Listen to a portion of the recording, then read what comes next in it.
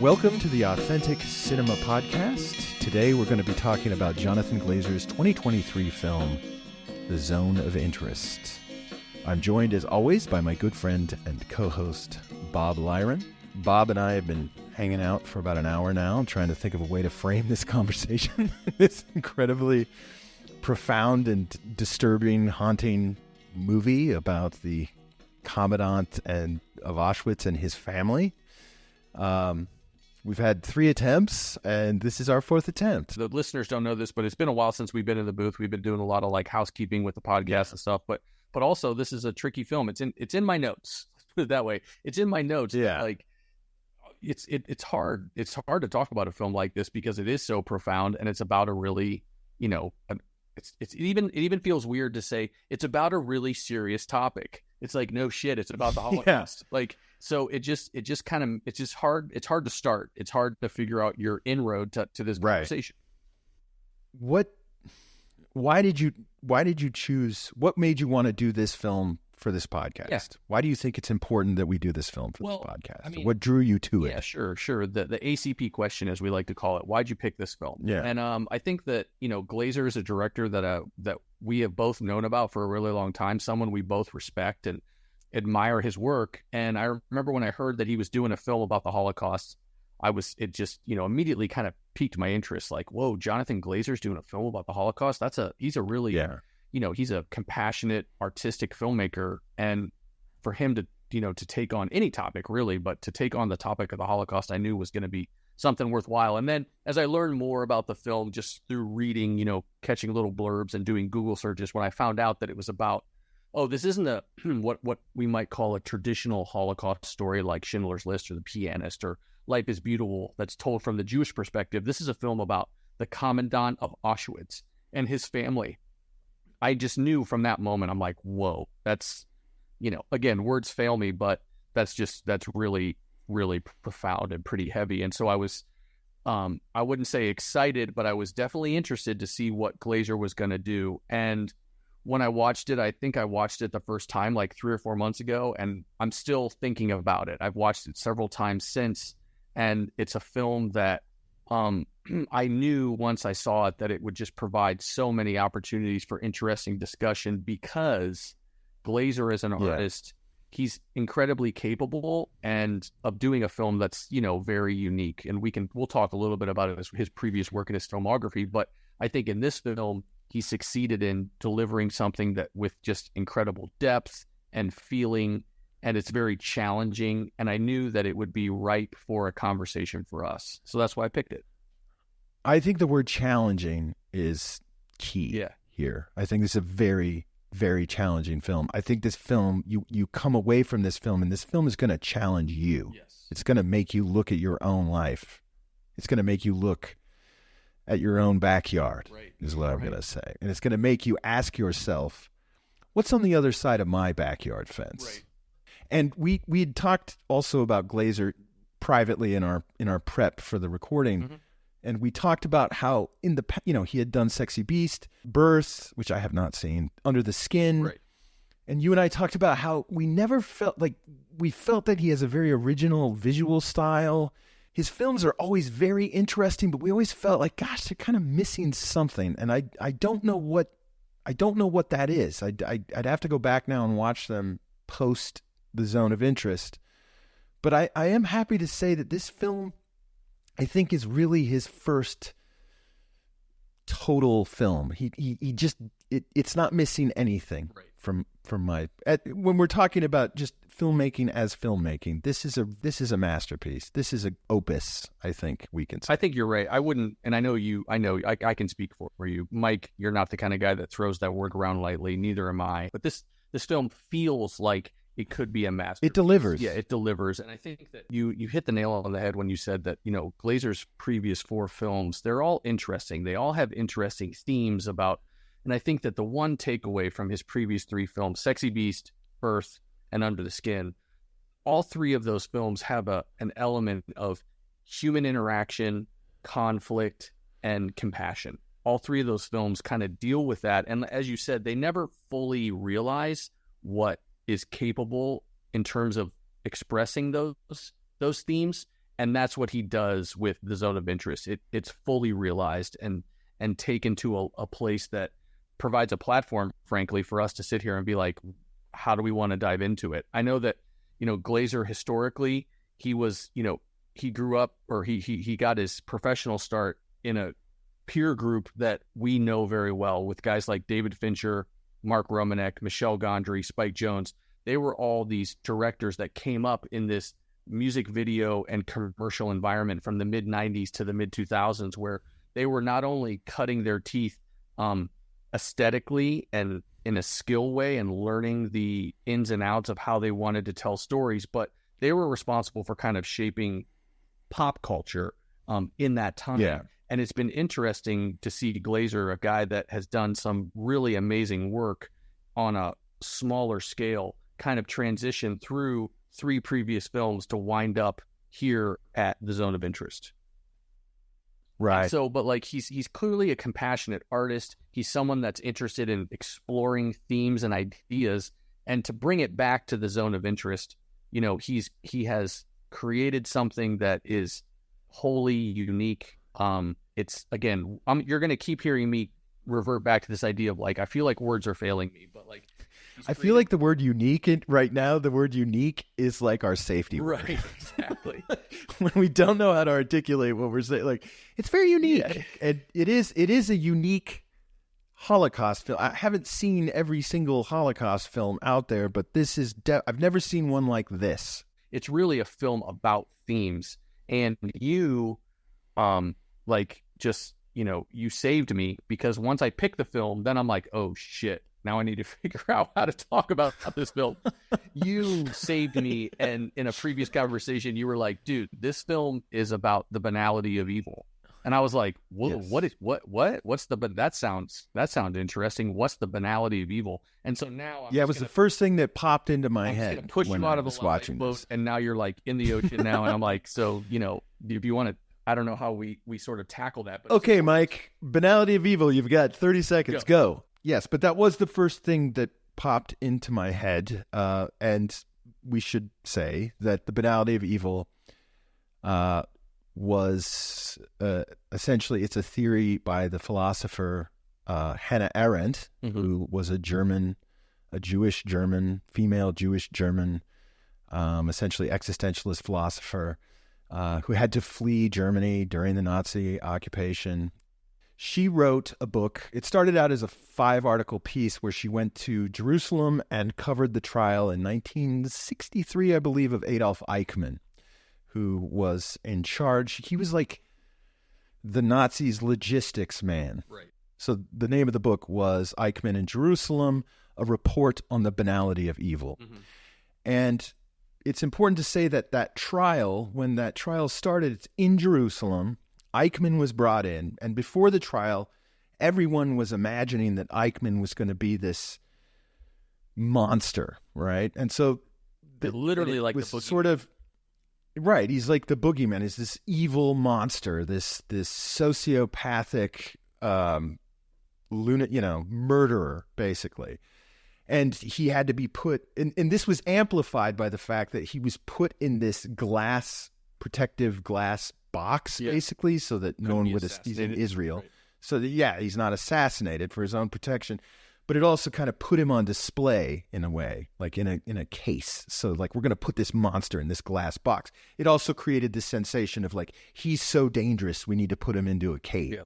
And what was incredibly disturbing was that it turned out that he was actually a very normal, ordinary man, and seemed remarkable throughout the trial. Right. As she's covering the trial, she sees that he, in fact, is not this Hannibal Lecter kind of figure at all. In fact, what becomes apparent is that he's essentially just like a bureaucrat. He's just this bureaucrat. He's just a pencil pusher. He's not terribly intelligent. And when he's talking about his relationships with Jewish people and everything, he doesn't seem to have any kind of actual like personal problem with them. He doesn't even appear to be anti-Semitic, which is really, really crazy when you think about the terrible things he did. And this is supported. This is not just because he's saying these things in the trial. There are witness statements from Jewish people that interacted with him saying that, yeah, he always actually listened to what we said and sat down. In some cases, he even tried to help them. By the way, for the record, I'm not trying to defend this guy either. He did absolutely. The horror of this, though, is that this man is responsible for the deaths of literally the just murder. Okay, and we don't want to understate that. This man is responsible for the murder of millions of people. He systematically fed millions of Jewish people through a machine of death, basically. But what became apparent, and what is actually Arendt's argument is more terrifying, is it's all about how normal people are capable of doing horrific, unspeakable evil. And what we should say, what she identified as human beings lose, and there are many reasons for this, and we want to make sure that we just talk about the film today, so we don't want to go too far, but it is, I think it's important for the conversation to we need to frame this, but it's this idea that you surrender your thinking, you stop critically thinking for yourself, and Eichmann was like that. But the terrifying thing about the banality of evil is that we're all capable of this. And that's the big question, I think, going on in this film, too. This is what Glazer wants as we look at this, in most ways, totally normal family environment that we're going to go within. He's saying to you in this film, what's on the other side of your garden wall right now? Because all of us, none of us, okay, we all subscribe, whether we're aware of it consciously or unconsciously, to certain ideologies, certain social frameworks that structure our thinking for us, okay? All of us do. Even those of us that are critically thinking, there are still ideological things that we are operating on, that are operating within us. Now, in Nazi Germany, a totalitarian ideology essentially took over.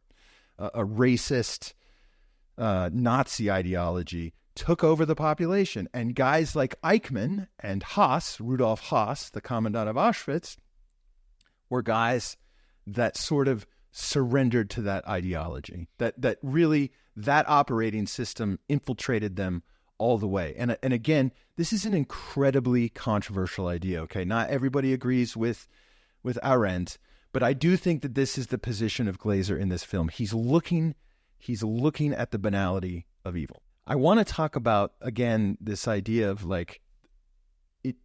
you're murdering millions of people, but the ideology has taken something qualitative like a human life, and it's made something purely quantitative. It's just numbers. It's just numbers at any other job. So your focus, you get into this ultra-conformist mindset. So you become more concerned about, like you said, doing a good job, getting promoted, being rewarded within the system itself, right? That becomes your concern.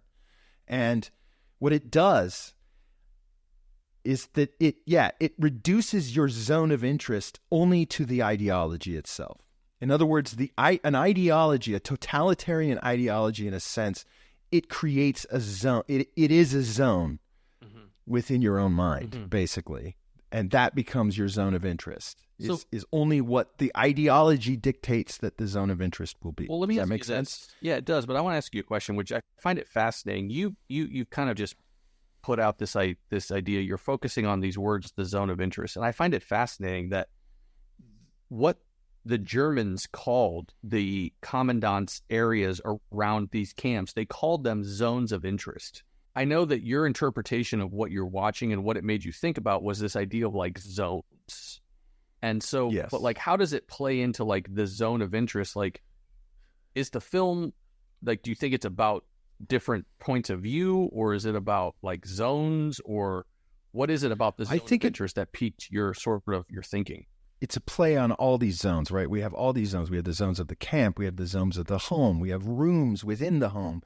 We have emotional zones. But I think what really came to me is what Glazer's doing is he's putting you into the zone of interest of this family, basically. So the film is being told all contained. The point of view of the film is not coming from a single person. Mm-hmm. It's coming from the zone of interest in this family. So I think that, it's an interesting idea, like this idea of zones. And I know that like the way that they film the movie is like Glazer is essentially hiding cameras all over the set. Yes. He often filmed it with like 10 cameras at one time, and actors, they didn't know if they were being recorded or what angle was going to be used. So it was almost as like a staged play. But for, it's also a lot like the way that, and this is what I was trying to say in our previous failed attempt, it's also the same tactics in a way that are used when they make nature films. Mm-hmm.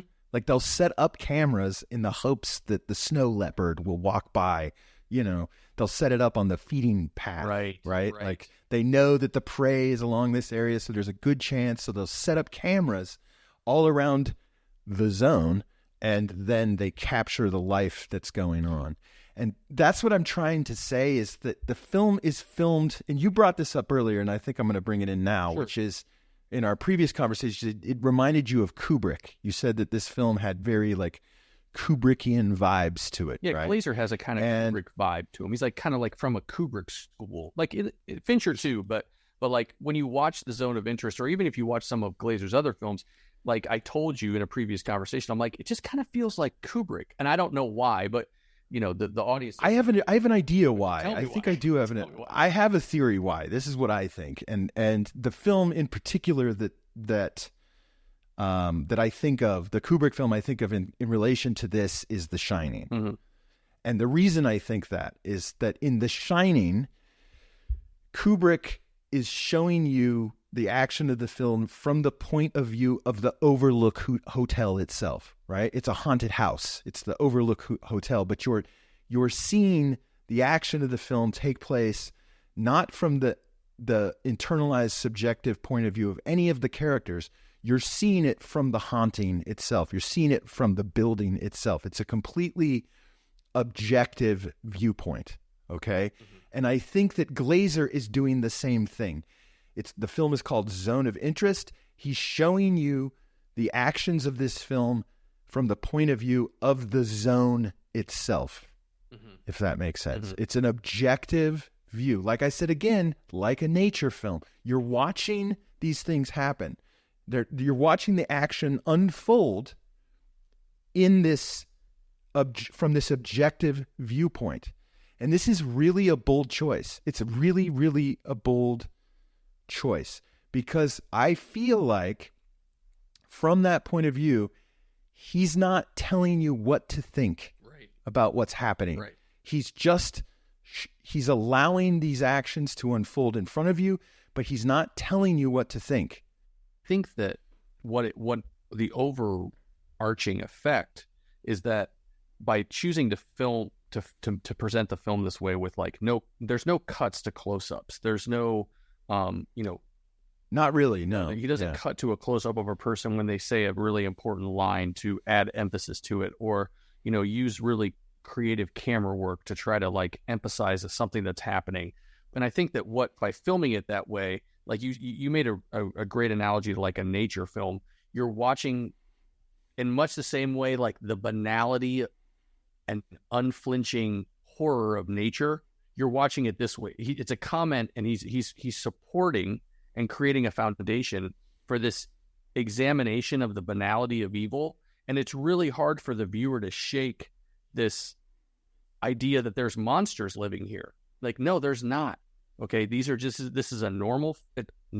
This is just a family, a German family whose the husband happens to be the commandant of Auschwitz, and the wife is a person that's built this utopian sort of like household, and she's very invested in it. And I think that by choosing to film the movie that way, he's laying a foundation for this concept of like the banality of evil. We're forced to watch the banal interaction and daily routine of these people in the framework of this the most horrible thing that human beings have ever done. Right. And I think, we shy away from it because we know of the atrocity that was committed, but it's absolutely normal. Most of what we're seeing is normal, right?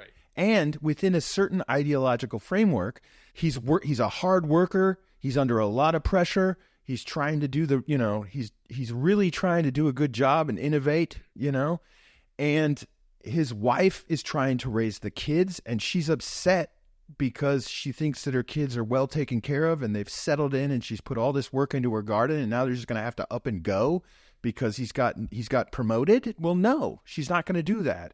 And if you take that out of the context of the Holocaust, right? Mm-hmm. All of us can relate to that kind of thing, like that's totally normal and banal problems that everybody kind of has to deal with, but in the background, of course, there's this the ultimate crime of the 20th century. Well, it's funny that that's the job, right? It's funny that you just use that word, the background, because like now that we've kind of set this groundwork for like the banality of evil and this idea of like zones of interest, that you said the word in the background, and I just jumped on it immediately. So there's the other big part of this film is the sound. It's the sound. Okay. And so, if you've seen the film, that like the sound it's almost like a parallel film that's happening, which is, and Glazer, I made a little note of it, and he said, I'm just going to read it. He said, Glazer did not want the atrocities occurring inside the camp to be seen, only heard. He described the film's sound as, quote, the other film, and, quote, arguably the film. I guess where we could just start with the sound is the beginning of the film. The film opens with a 3-minute black screen, and it's just sound, orchestrated sound. You could call it music, I guess. And I wanted to know what you thought it means to open the film with a 3-minute kind of like just sound wall. Yeah. And I personally think that it's like, I know what it kind means. Of like calibrating the audience or the viewer, like you and me, like it's calibrating our audio senses to be like, you need to listen to this. I think the intro to this film is incredibly important. Okay.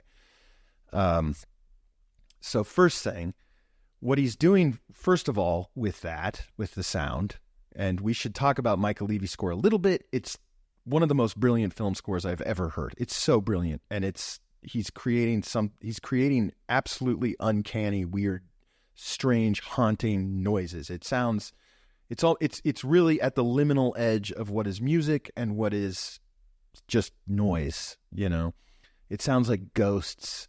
It sounds like trauma, basically, is the way I would describe it. But anyway, at the beginning of the film, I feel like he's using audio to set up to one. He's taking us into a zone. He's creating the zone of the film. Mm-hmm. And that sound, that fade out from the titles into the black with the haunting music, that's what we want to call it. Mm-hmm. And then that fades out, and then it turns into the lush German riverbank along the river. That is us crossing a threshold, crossing into the zone. We talked about it. I think this speaks to what we talked about earlier with the camera work, placing the cameras almost like a nature film, placing them into spaces so that you're capturing things within a zone. And sound is going to play a big part of this too. And I wrote, the slow fade out and slow fade back in, first with the lush riverbank ambient sound, and the slow fade in of the camera simulates the sensation of waking up from a nap. We are waking up from a nap or a dream and returning into the present. Our lives, meaning the audience, like my life, Mike Barron in Altadena, California, in my living room, that's the dream. And the immersive environment of the lush riverbank is the present tense. So we're returning to a present, okay? Like the way you return to the present after waking up from a nap or in the morning. And then Glazer signals to us that we are in a sensory environment. We can hear the flowing river, the insects, the family chatting and playing, but from a distance, the breeze rustling the brush and the leaves. The sound design is essentially a field recording of, like, in the beginning of the film, of a lush German riverbank. We are in the environment. And all of this essentially is what I'm trying to say, which is, I think, the true power of this film. This is the real genius behind this film, is that Glazer we're in this film, and this is so hard to explain. I've been trying to explain this for like 2 weeks to articulate it. he's actually not taking us back in time. Glazer is not saying, hey, this is a horrible crime that happened back into the 1940s to these people. These people did these horrible things to these other people, right? Right. That happened a long time ago that are abstract, that, you know, this is not, it's not he's not doing that. It's not history. What he is doing is he is taking us into the present. He is making it the present. And you told me when you were like, hey man, when you watch this, you need to listen to it with good sound. And so I listened to it on my headphones, like my really expensive headphones. And it's immersive. You are immersed in this world, and you are immersed in the present tense. And it's really important that it's in the present tense, because it gives you the sensation, basically, it's asking you the question, like, it's putting you in the environment, right? And it's making it, instead of something that happened off in the past, it's making it happen now. This is happening now. Everything in this film is happening now. Does that make sense? So it takes something that was abstract in our past, that's a history book, and it's putting you in the environment, in the same environment as the people that actually lived through it. And you said something in an interesting conversation of ours earlier. I don't want to get too far off from the sound, but you're hearing the horror, right? You're hearing the horror off in the distance. It's in the background. But just like the people that live in that lived in the family home, who are able to essentially tune it out, not all of them, but you know, we also, because we're in the same environment, are at risk of tuning that out. Right. Ourselves as well. Well, I think when, you know, you said something really interesting about, like, you know, it's in the present. And I think that, like, you know, like you said, Glazer is like, he's putting us right there. It's not a historical story. He's trying to make it like it is right now. And if you notice when you're watching the film, everything is clean, new, pristine, yes. All their clothes, the house. It doesn't look like it was 80 years ago. And I think that, you know, sometimes when we watch film, there's a disconnect between the viewer and the film, because we're watching a film, you know what I mean? Like it's not real. And I think that, like, Glazer was really trying to break a wall between what was happening on screen and the experience of the person watching it. He's trying to, and as you said, by making it present, he's trying to put the viewer in it. He wants you to be in it. And one of the ways that he does that is by taking such a bold and just uncomparable decision with the sound design. And it lends itself, of course, to this idea of the banality of evil, this idea that, like, oh, the horror and the horrible sounds of Auschwitz almost get tuned out by the people. It's like living next to a construction site, and that after 3 months, I don't even hear the sound of a jackhammer anymore. And then someone comes to visit me and they're like, how could you live here? Okay. Well, it's like, I don't even hear it. And that speaks to the banality of evil. And the way that he frames it is in this amazing way of, like, it's unrelenting. Okay. It never stops throughout the whole film, which a majority, 90% of it, takes place in the zone of interest at the Höss family compound, literally that shares a wall with Auschwitz. You're hearing just the sounds of horror. They never stop. But it's juxtaposed with this banality of human existence for this family. Okay. It's hidden by the banality, right? Like the banality of this family environment hides this horror that's just off in the distance. Right. And what it does is it creates this sense of immediacy. Like, I have to tell you that the 2 times after I've watched this film twice, and both times I had the most uncanny feeling walking around my home. You know, I felt like I was in a movie in my own home. Right. It's that kind of, he really does. And that's what it's doing. He's putting you in the environment, but he's not telling you what to think, because he's kind of, I think he might be saying, and this links into the Eichmann banality of evil. Like, okay, yeah, it's really easy to go back and read a history book, right? And say, like, well, I'd never do that. Right. You know, that's the evilest shit ever. But what's so terrifying is what he's showing you is, like, you don't have that historical context. I'm not saying that the people at Auschwitz didn't know what they were doing. I think they did know what they were doing, but it just became so normalized to do it They were so deadened by it that they just zoned it out. Right? It's in the back. And so the film is asking you, frankly, this is what hits you right in the chest. The film is asking you, what's going on behind your fence? Right. What's going on your paradise garden that you're growing? What's going on beyond your walls? This same thing that was hidden to this people by their, literally by the banality that hides it, like that could be going on right now in your life in certain ways, in your political and historical reality, right? So what is it? So the film, in a sense, is like, he's putting you in this environment. He's only giving you essentially only the information the characters in the environment have themselves. And he's saying, there you go. This is what it felt like to be in this environment, right? You get access to certain intimate areas and things. You get the zone, because we're watching this from the perspective of the zone. That means we can kind of go anywhere in this environment and see where we are. But you don't really have a whole lot more information than these characters do within this environment. And look how easy it is to zone out that horror, people getting shot and begging for their lives in the far off distance, far out there, outside that garden. And I think you brought up the character of the grandmother, which is Hedwig Höss is the mother. Her mother comes to visit, and she's fascinating. It's a fascinating sort of small sequence in the film when she comes to visit the zone of interest, this house right next to Auschwitz, because she's a grandmother. She's older than they are. They're in their early 30s, and they're young, striving couple, and she's part of a different generation. And it's a fascinating segment because initially she is immune and sort of apathetic to what's going on the other side of the wall. In fact, at one point she says that little thing about, like, I wonder if that woman that I used to work for is over there. And her daughter's like, what do you mean? And she says, the woman I used to clean for. In other words, there was a Jewish woman, a Jewish family that this Höss grandmother used to clean for. And she's like, I wonder if they're over there now. But the interesting thing about the grandmother character is that because she's of a different generation, this is not her war. She didn't necessarily buy into this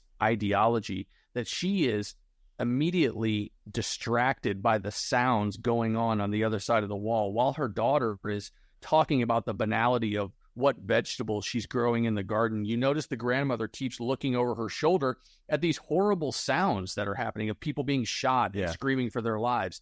And then and she hasn't been acclimated to it. She just arrived. Exactly. This is her first time there. Exactly. Yeah. And as in a short segment of the film, what basically transpires is she can't handle it. She's not bought into this ideology and sort of succumb to this banality of what's going on around her. And ultimately she decides to leave.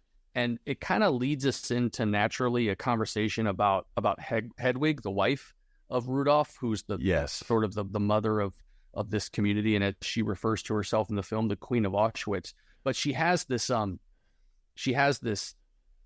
moment of almost a moment of clarity when her mother leaves in the middle of the night and leaves a note for her that basically says, I left. And she, in that moment, she chooses to take out her feelings about, her mother leaving on the Polish help. And she says to, after her mother left, she says to one of the Polish girls that works there, like, I could have, like, why did you set a place for my mother? It was just a simple mistake. The girl didn't know that the grandmother had left. And so she set a place for her breakfast. And she says, why'd you set a place for her? Did you do that to spite me? Like, I could have my husband spread your ashes across the field. It's one of the only moments where it's directly addressed that we know that they know what they're doing. Exactly. For me, it was this, it was like a moment of clarity, and that how the banality of evil it's not absolute. It's something that people buy into.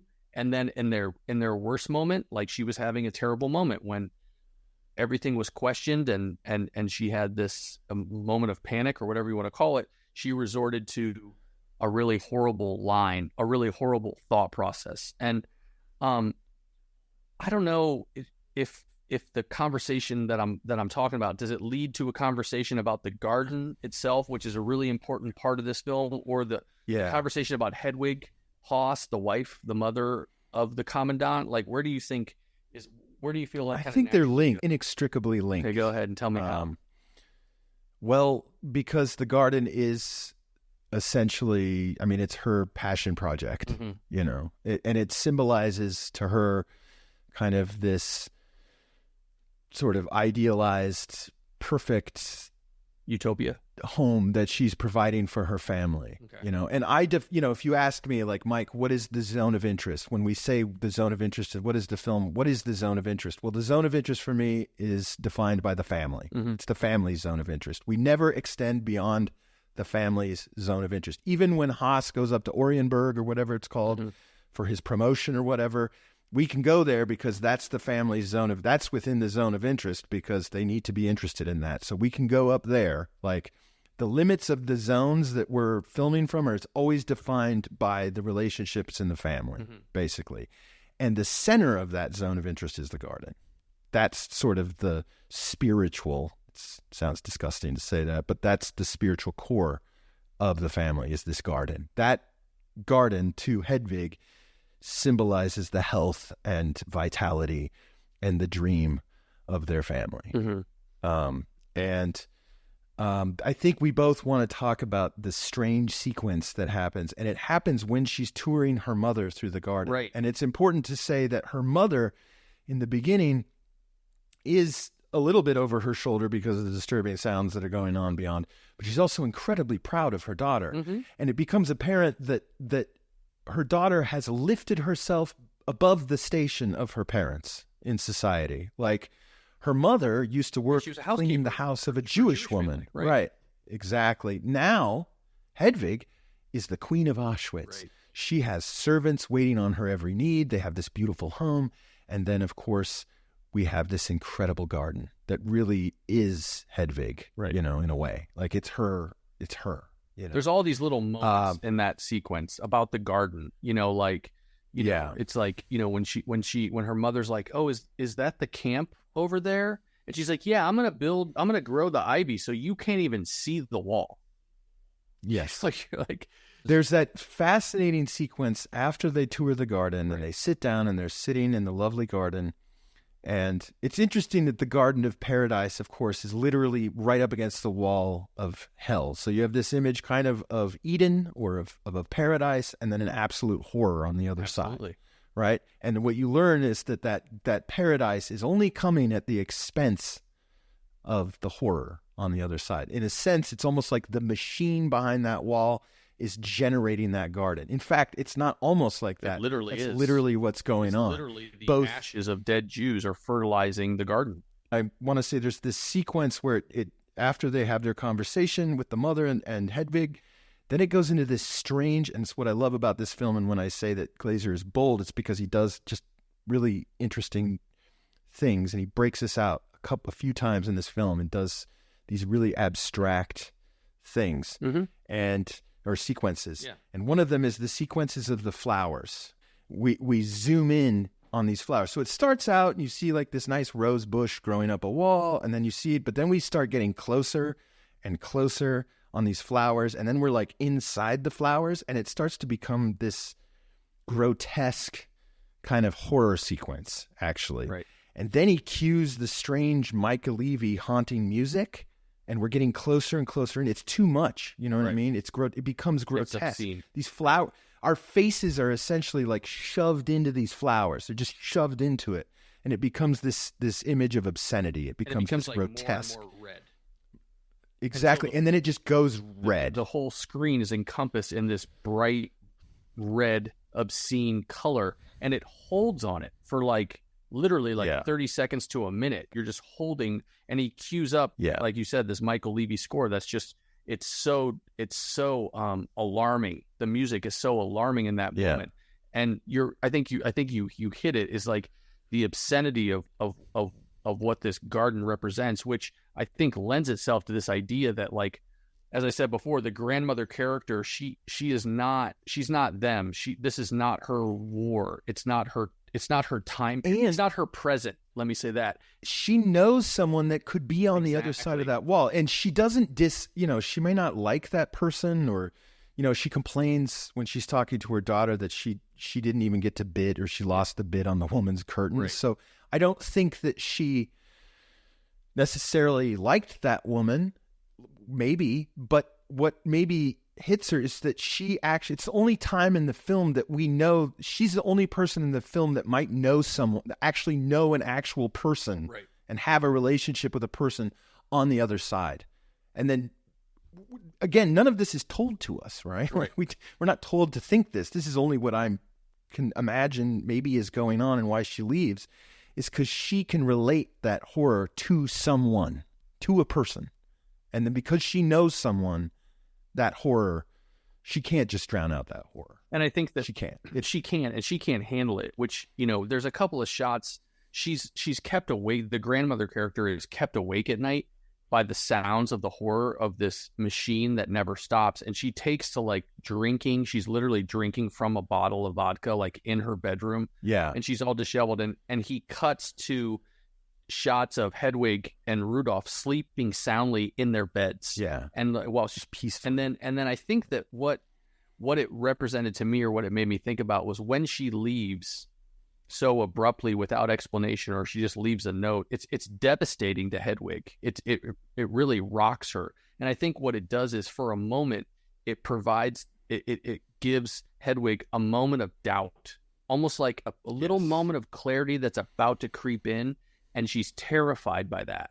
And how does she respond? She responds by threatening the life of the poor Polish girl who's working in her home.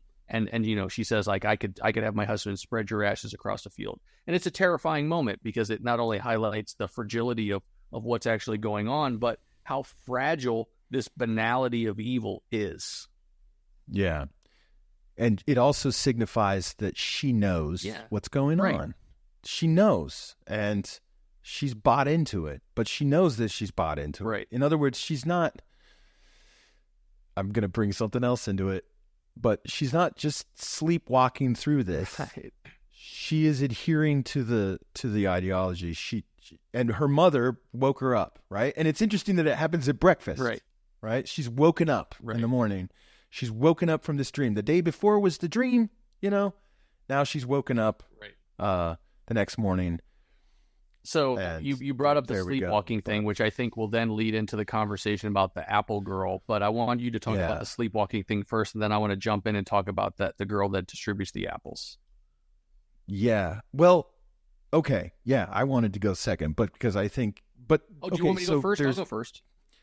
Yeah, go ahead. Okay, so for me, the most powerful sequence and the most powerful moments in this film happen when Glazer tells or shows us some images of a young Polish girl that is leaving apples on the death march trail for these Jews that are being cattled into Auschwitz. And so what this is like, it's images of a girl that's taking little apples and putting them in the mud or putting them in wheelbarrows, and it's food for Jews. And what we find, or what I learned, was that this character was a young Polish girl that was actually inspired by a real woman named Alexandra Boystrock, which I'm not saying her name correctly, but forgive me for that. But the interesting thing about it is that Glazer films these 2 or 3 sequences using a thermal camera. It's almost like a military style thermal imaging camera.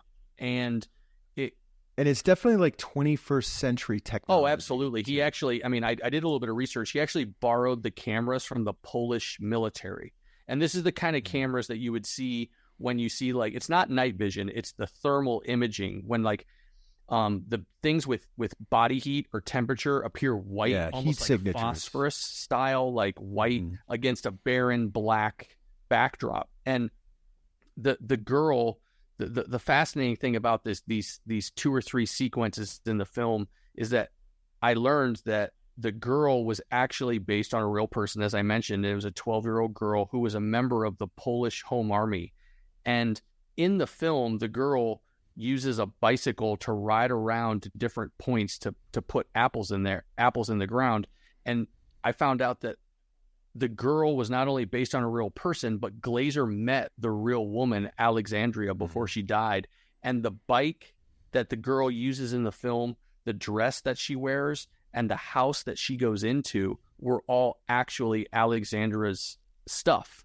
And to jump out of the conversation for a second, I learned that when Glazer won the Academy Award for Best Foreign Language Film or Best International Film, he dedicated the film to Alexandra. And what he said was, the girl that glows in the film as she glows in life, I dedicate this film to her and her resistance.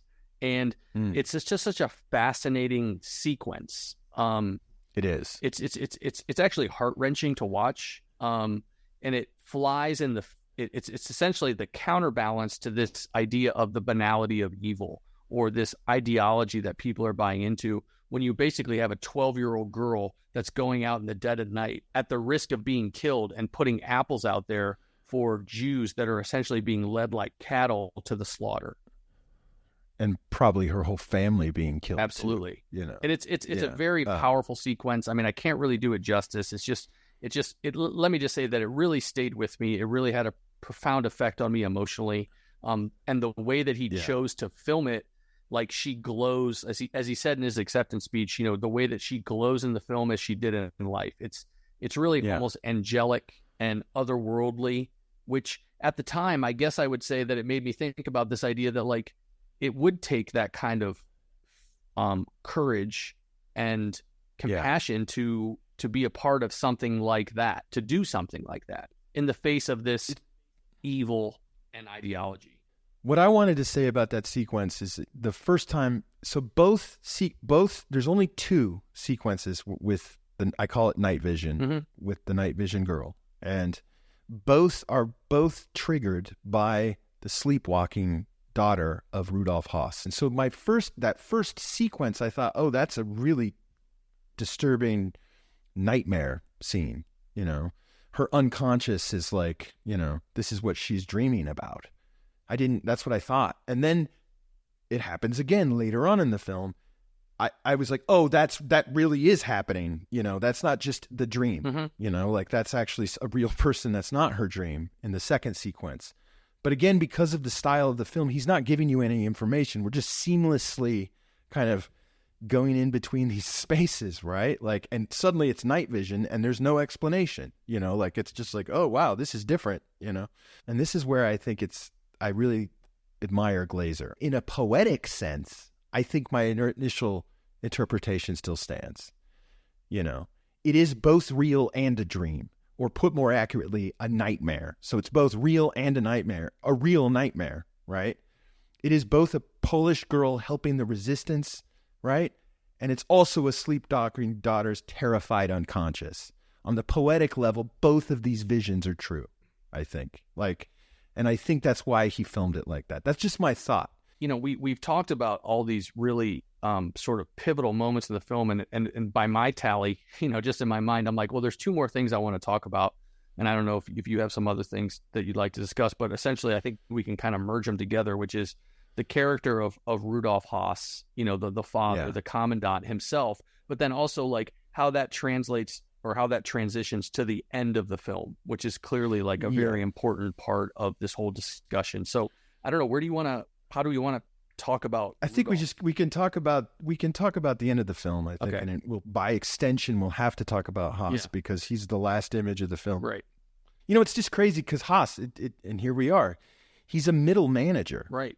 He's just a middle manager. I mean, can any of us think of I was a middle manager for a long time. It's a very banal kind of, you have people below you and above you telling you what to do, The thing about Höss is, and those sequences when he leaves, is that like what we're doing is to use your sort of theory or your sort of observation about the film is we're changing zones, and now we're in like a bigger zone, which is like the German military. Ultimately, what it comes down to is two scenes, which is that he attends a party, and it's like sort of a Nazi gala in this beautiful theater or hall. It's almost like a Roman villa or something. There's like Roman paintings on the walls. Like it's all adorned with gold and curtains and just beautiful lighting, and it's glamorous. It's glamorous, and it's just it's a party for the high Nazi command, and they're all there with their wives, and they're in their military, and their wives are in gowns, and he strays away from the party and goes up to the second floor, and he steps out onto the balcony, and he's looking over the party, and he's looking over everyone standing there. And after that, he calls his wife, and it's the middle of the night, and it's a fascinating scene, Mike, because he, in my opinion, so he calls her, and he literally wakes her up, and she's really not that pleased to be woken up, because she's like, dude, I got to wake up in the morning and run the house.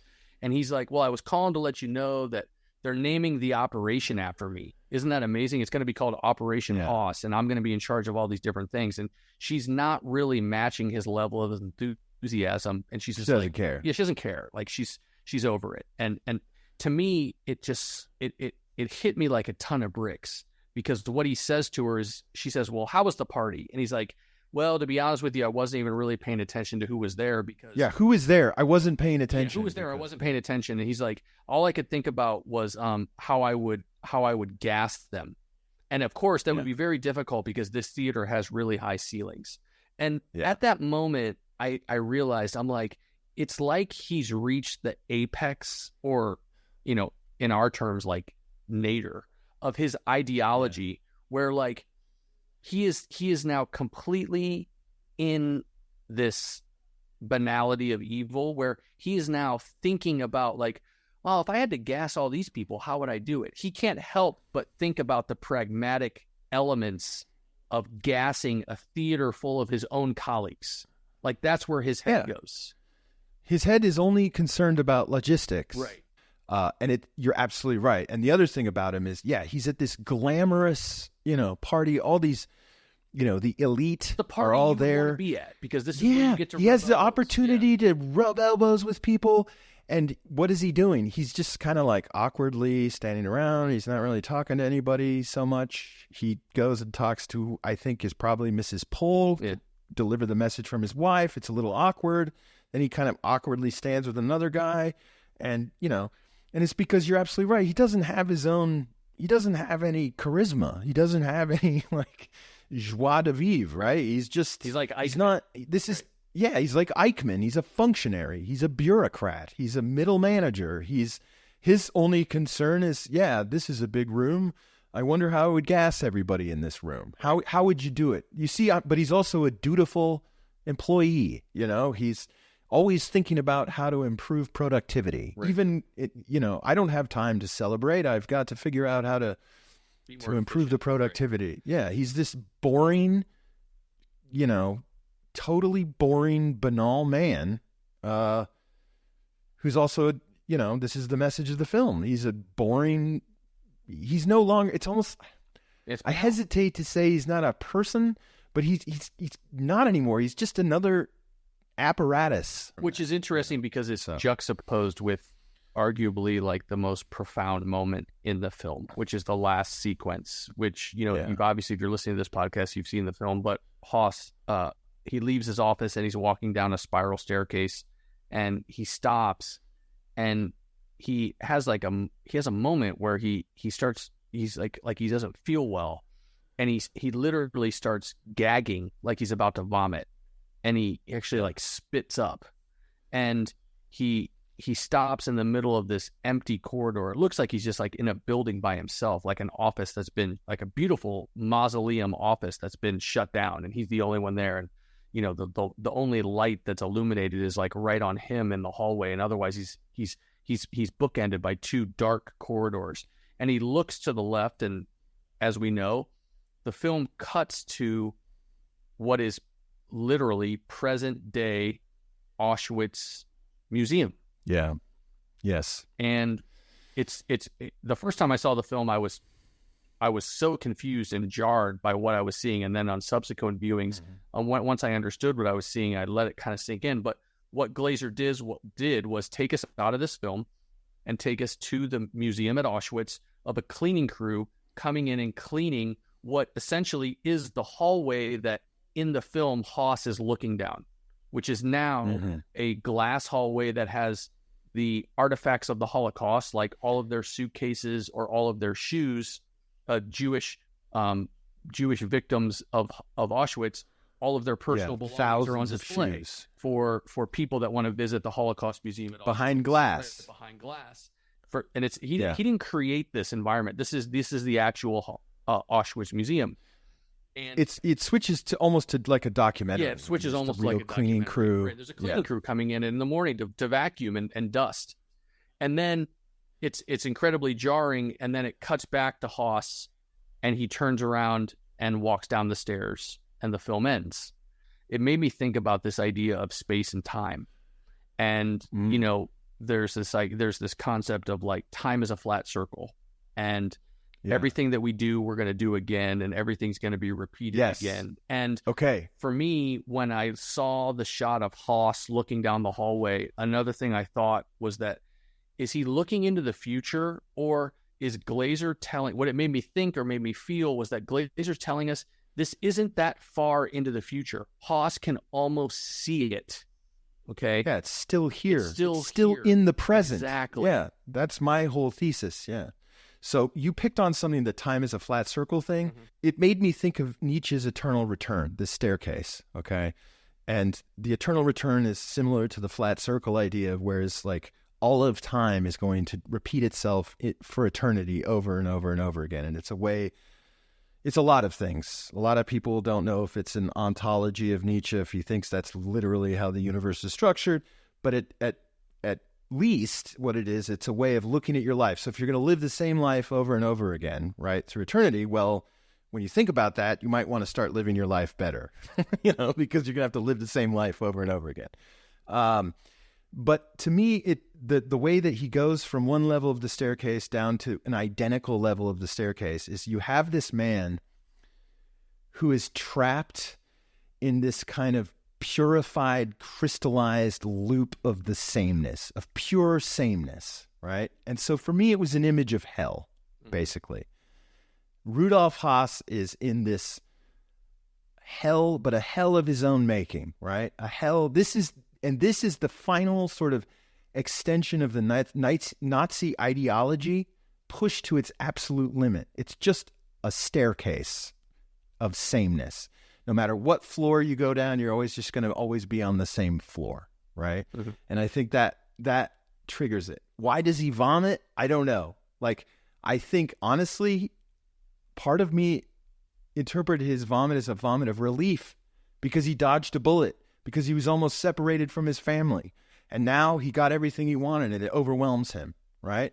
Or you could argue, hey, he's realized the gravity. On this staircase, he somehow unconsciously or something realized the full gravity of what he's done. I have a thought on that. I doubt that. I have a thought I doubt that. Which is that I thought what it made me think about was, could this be a comment on the fragility of and a call to the banality of evil? Like, it's really a fragile ideology, and it's not something that we need to be afraid of. It's something that we need to challenge. And much like his wife, when all it took was her mother to leave for her to, like, just a crack in the ideology just made you turn and threaten to kill a poor Polish girl that works in your house.